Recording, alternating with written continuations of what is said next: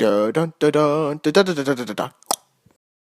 For those of us who have been, and still remain to this day, miffed with Disney and Lucasfilm, given the absolutely unnecessary and unfortunate Gina Carano firing and defamation that happened, a while ago, and that hole is still felt, by the way, not just, of watching other Star Wars projects, knowing, again, Lucasfilm shenanigans, which they've certainly built a, infamous track record at this point, to say the least. But, going and watching Star Wars projects, especially like maybe going and seeing The Mandalorian, the hole is still felt. But for those of us, again, as I said, who are still miffed and have been patiently awaiting the arrival of Gina's solo project, well, with, friends, the concept of the film. It's not just her. There's a general cast here. But for those of us who've been waiting for her new movie, as promised from the Daily Wire, I believe 2 days, maybe 1 day, after the parting of the ways between Gina and Disney, we now have our first official teaser trailer, which was a very nice add-on to the early premiere yesterday of Shut-In on YouTube, of course. Now, if you want to watch that movie, which I would absolutely recommend, it was phenomenal film. Gritty, not a family watch, but that doesn't discredit in any way how good it is. It's a very well-done film. In fact, I think far more sophisticated than even I was counting on. Beautiful film. Took my breath away at many... And maybe not just in quality, but literally, I was sitting there, it's a strong thriller. It really just, it captivates you. But as I said, that was a very good first early tease at the Daily Wire's future efforts. And yes, that was a, like Run, Hide, Fight, which I haven't seen yet, but is also, streamed through them. That was a never acquired release. I forget the studio that originally worked on it, but very exceptional film. And unique story about it, too, in terms of what was announced going in with the live stream. But this teaser trailer came out preceding it. Now, I've stayed away because I want to watch this with you guys first, but it was exciting when he announced we have our first new... Jeremy Bourne was the one who was hosting the event. The CEO... or one of the representatives for the Daily Wire, which, of course, if you're not familiar with them, because some of you might be just pulled in by the Gina Carano name, because who doesn't know about her? I love Gina. Anyway, for those of you who might not know who the Daily Wire is, they're prominently a media company within... They do a lot of, like, political, social, and cultural commentary, especially on YouTube, but they got their own, website and stuff. They've got, journalists. They were the ones who broke the whole Loudoun County story that got to all of us. It was a shocking report.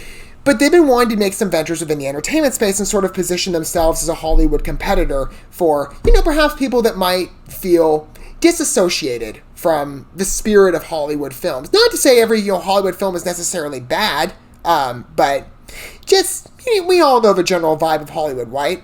Daily Wire gives us a bit of an escape. And what they've done so far, as I said, was Shut-In.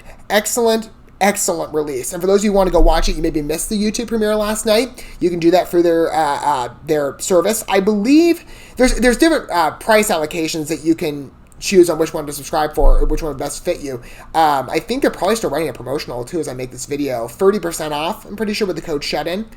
I think. I don't know. I'd have to go check. They offer some discounts pretty often with their service. But anyway, your subscription, and soon to be mine, because I haven't subscribed yet. It's not that I haven't wanted to. I absolutely would love to do it. It's a financial thing, and plus there's how many streaming services these days, so there's a lot. But the Daily Wire is one I've absolutely wanted to give money to for a very long time. It's just been, for a lot of extremes I've been able to. Side reasons, I would fervently love to support them, and I'm going to, of course, for the Gina Carano movie for Terror on the Prairie when this debuts in the summertime. So it's coming up pretty soon. But again, I'm very excited. I've waited to see Gina again. And, it's nice to finally talk about it after just a long time ago, just hearing about, in headlines of it's coming. We've seen maybe some teasers along the way. We had that teaser that debuted at the Backstage event a while ago. And as I said, I pretty much kind of made this the Gina advocacy channel in a lot of ways. After, we all heard the firing news, I remember, I did a video that night about it, right before I went driving home, and I'll tell you that my words still, I stand by that, even though I will tell you I was absolutely freezing cold that night. So maybe part of that added to, the feeling, but it's still, honestly, it's a scalding wound on Star Wars that hasn't gone away. But it's nice to see again. Well, actually the beauty of this whole thing is it's a pure repudiation of cancel culture, right? You tried canceling somebody, Disney, and now you get to cry about it. Gina won. And, you know, actually, by all accounts, we all won. All us Gina Carano fans. The fact that she's getting this movie made, and the fact, you know, well, I need to do it myself. I'm not going to, you know, act all pretentious over here, because I need to subscribe, but the fact that we're all, you know, we've all been rooting for her and pouring our money towards the Daily Wire, or even just our time with their service, because I do follow them on their channels. It's the byproduct of that support. I'm very excited to see it again. Like I've been saying, I've wanted to see this Gina movie for a long time, and I guess it's, you know, I'll save that for after. Let's just watch a trailer. I've wanted to all day. We're going to go ahead and watch the main trailer. Well, actually, I've wanted to since yesterday, but I've been avoiding it. So I wanted to watch it with you guys first. We're going to go ahead and watch this first, the main teaser trailer. And I'll talk about it more in my condensed review segment. I want us watching the video together. All right, here we go. Let's get a look at this. Let me get it rolling. Okay.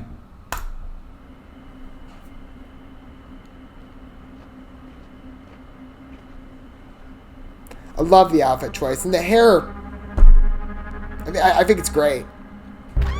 Beautiful scenic imagery, by the way. I'm gonna pack the wagon and take our children out of this. Oh, boy!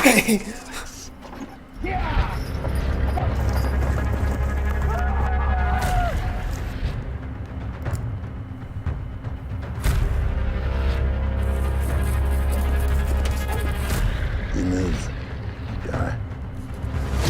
Gritty release.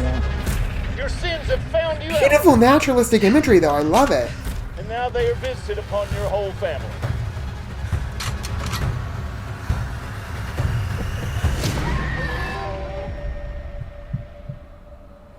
That's a very good tease. I can imagine more Hollywood studios are not going to want to film in Montana. That's where they film this. I mean, well, you know, I don't know.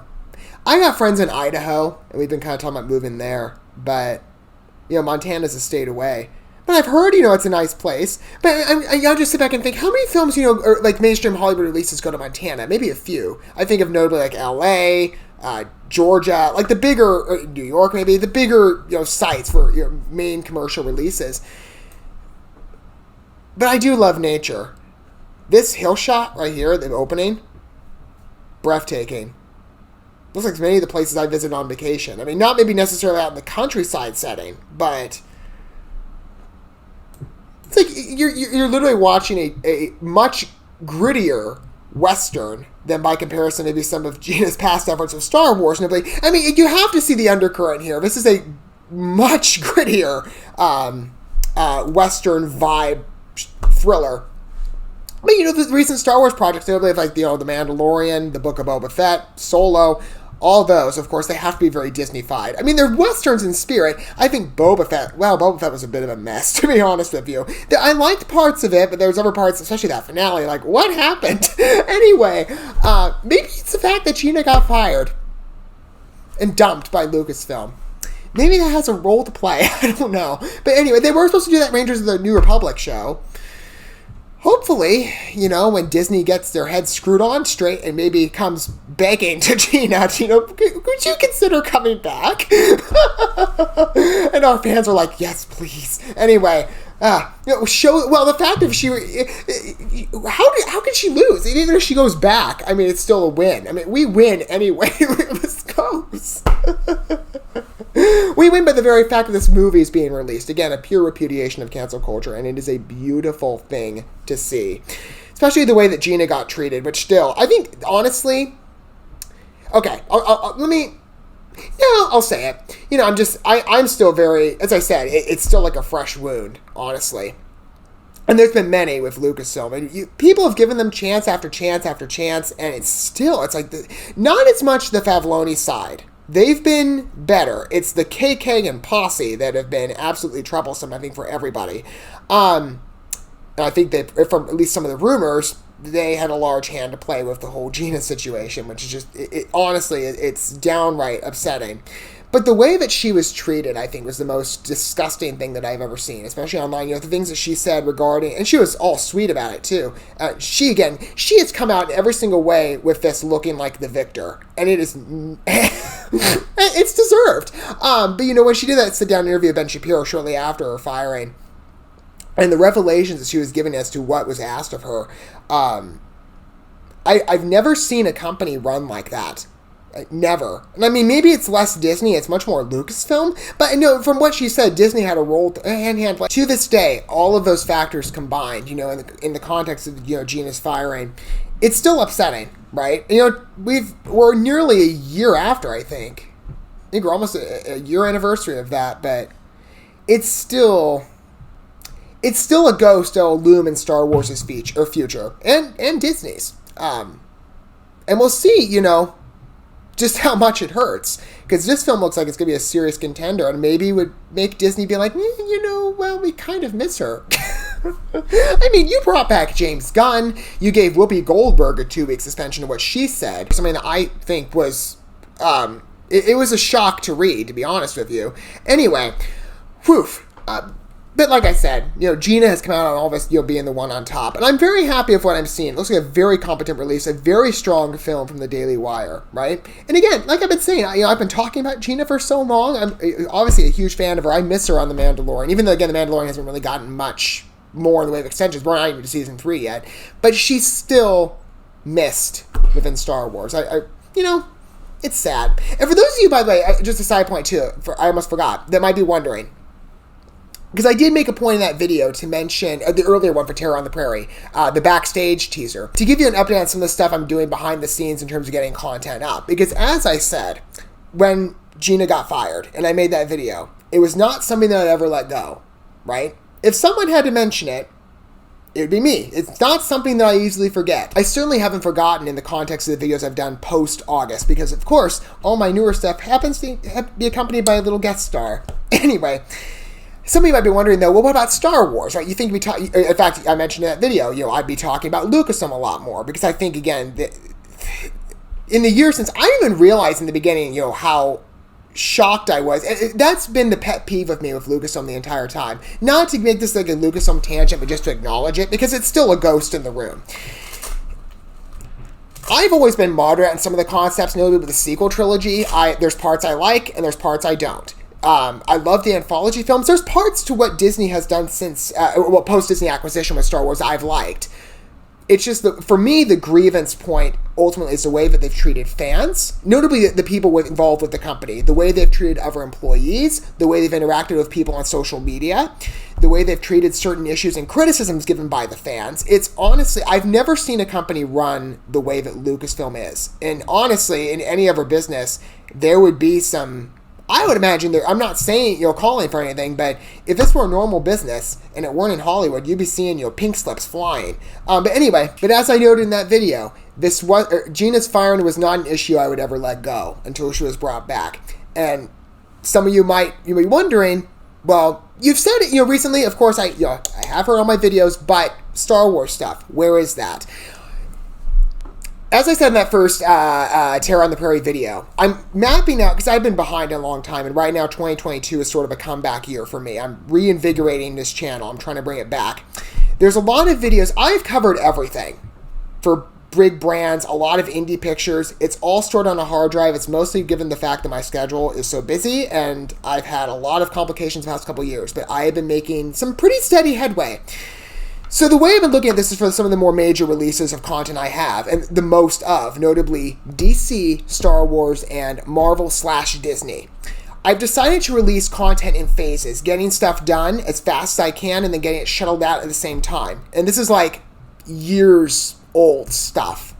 So for those who might be wondering, there was a bit of a drop-off point with all three of those brands. I've been getting stuff done. It's just a matter of getting it edited, rendered, and published. And I want to get them all published at the same time to get fully updated again.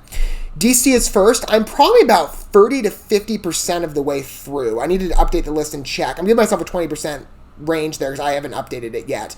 But I'm making serious progress. And I'm still doing the other brands as well sporadically. But DC is going to go up first. I'm aiming for the March. I want to have them ideally up by March 4th. Early April at the very, very latest. And I don't want it to be that late. So it's going to be somewhere within the March 4th to April range of the very, the undesirable extent. With Star Wars, which is where all those Gina mentioned, well, actually, they factor into all three, spoiler alert, but principally, Star Wars, because that's, of course, what this is mostly affecting. That will be, I'm aiming for May 4th, or more than likely May 25th. I'd like to have it on May 25th, because that's the anniversary of A New Hope, and that's also the premiere of the new Obi-Wan show. I'd like to have everything out by then. Don't ask me when Marvel and Disney is coming out, because I have no idea when that is. I'm hoping for August, by maybe that range, but it might be later. I'm combining, Marvel, Disney, Pixar, a lot of the Disney subsidiaries are all going to get looped up as one package, and I'll release them then. But that's just, minor update, as I said. I was giving you that initially, and I've kind of wanted to say that again. I need to put like a post or something to tell you my progress. But for those of you who've been wondering if I've kept my promise, I have. Maybe some people would say excessively, but when I drop all the Star Wars stuff, you will see just how much... Well, actually, in time, I think there's some interesting... I'm not going to get into it right now, but I'm grateful to see the Daily Wire's giving an opportunity for somebody, that was wrongfully treated, in which case, we all know she was wrongfully treated, but it's great to see someone, take the back of somebody else and give them a place to...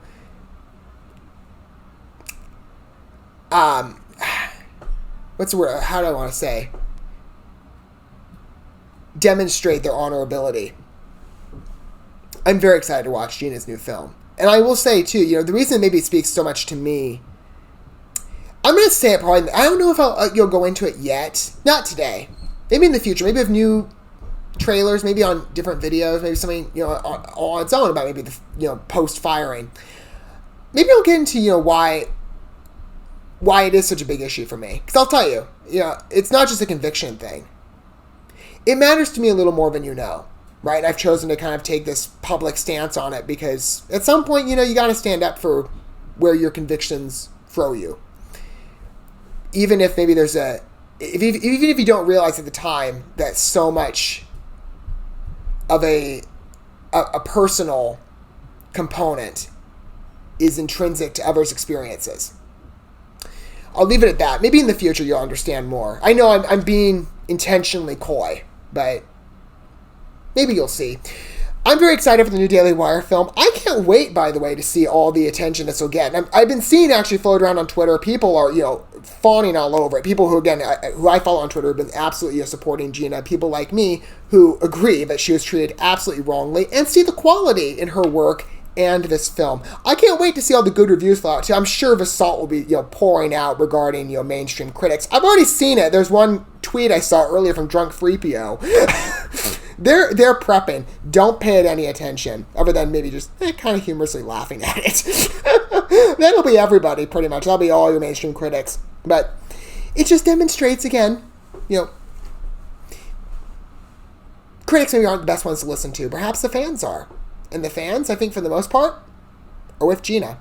One of your guys, fans like me, and many others, one of your guys' thoughts with Terror on the Prairie, I think it is a very strong action thriller. I love what I'm seeing. Again, it's very gritty. And sometimes, I'm like, well, I'm not a big, R-rated gore person, but that's mostly horror films. And this isn't torturous or anything. In the context of a gritty Western, I'm for it. But again, this is Gina Carano's film.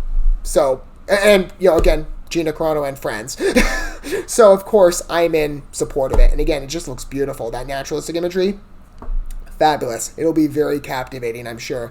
Let me know your thoughts down below. Don't forget all the good stuff, the like, subscribing, the sharing, that bell. Until we get to watch more from this film, of course, as we will be able to in the future. This isn't out until summer of 2020, so we're bound to get another trailer, right? This is just the first trailer.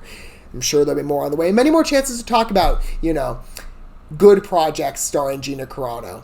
Projects that may make Disney miss her quite a bit and wish they'd acted a little better. It's your loss, Disney. We're going to enjoy ourselves. But until, whatever point, well, maybe again, if they ever get their heads on straight, maybe we could see Cara Dune again in the future. I mean, that's up to Gina, but, it'd be kind of fun to have two wins, wouldn't it? But it's totally her choice. It's great to see her in another movie. Until we get to watch her from the Daily Wire in the future, whether that be for Terror on the Prairie or something, irrespective, a different project that maybe of their own. I will see you guys at whatever point that happens to be. But for now, thanks for watching this video. I love you guys. Don't forget to love yourselves, your fellow man. God bless, and peace.